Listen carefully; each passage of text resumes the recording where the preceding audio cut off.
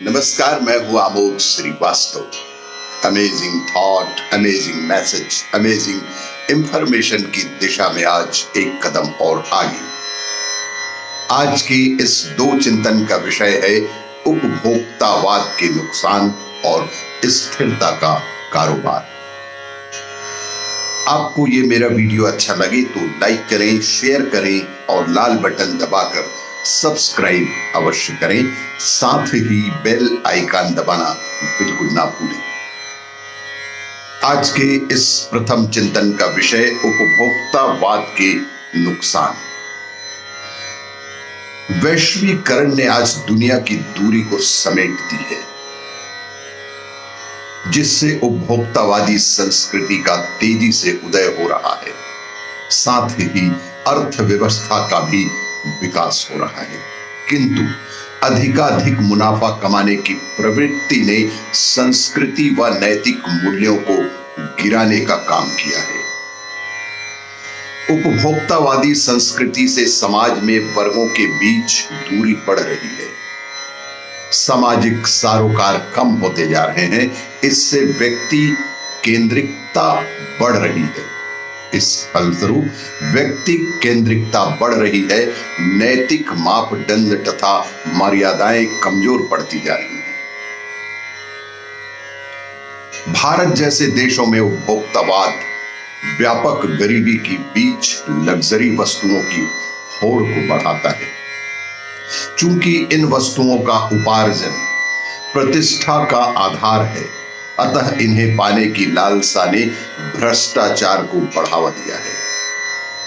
उपभोक्ता के प्रति लोगों को नजरिया बदलने की जरूरत है। इस अवसर पर उपभोग के प्रति लोगों को अपने नजरिए को बदलने की बेहद जरूरत है।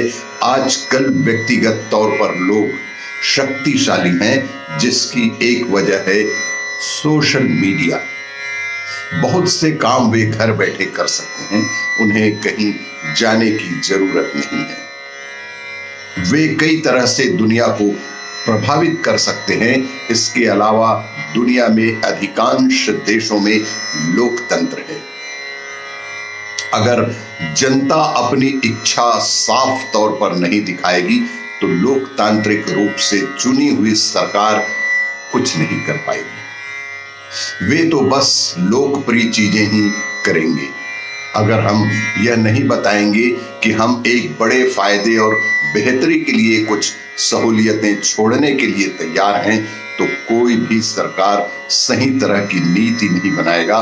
सरकारें अपनी रफ्तार से चलती रहेंगी और यही उपभोक्तावाद का बेहद बड़ा नुकसान है।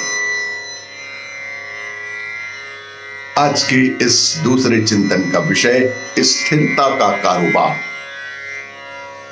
मुनाफे और सफल कारोबार के हमारे विचार को बदले जाने की जरूरत है। यह एक दिन का काम नहीं है, यह समय के साथ किया जा सकता है। निश्चित रूप से ऐसा हो रहा है। आज ढेर सारे कारोबार इस पर ध्यान दे रहे हैं कि वे पर्यावरण की बेहतरी को कैसे प्रभावित कर सकते हैं। 25 साल पहले तक ऐसा नहीं था, लेकिन अब वे इस दिशा में कोशिश कर रहे हैं। एक बार लोग एक ऐसा नहीं था इस दिशा में अपना पैसा भी लगा दें तो आप विश्वास कर सकते हैं कि उनका ऐसा करने का इरादा है। अगर हम मिट्टी, नदियों, जंगलों, कृषि, इंसान की सेहत का ध्यान रखें तो सब कुछ अपने आप सही हो जाएगा।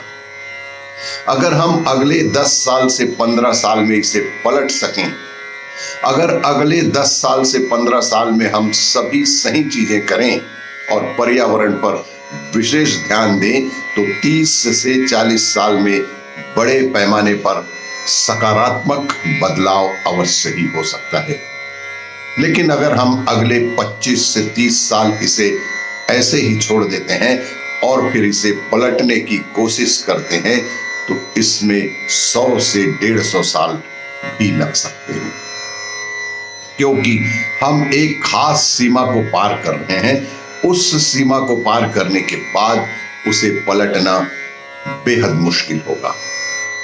तो एक पीढ़ी के रूप में हमारी यह जिम्मेदारी है कि अगले 10 से 15 सालों में कम से कम नीतिगत स्तर पर सही सही चीजें ही लें।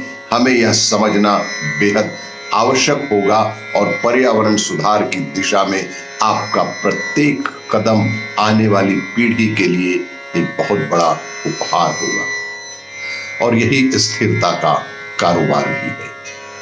आपको यह मेरा वीडियो अच्छा लगे तो लाइक करें, शेयर करें और सब्सक्राइब अवश्य करें। धन्यवाद।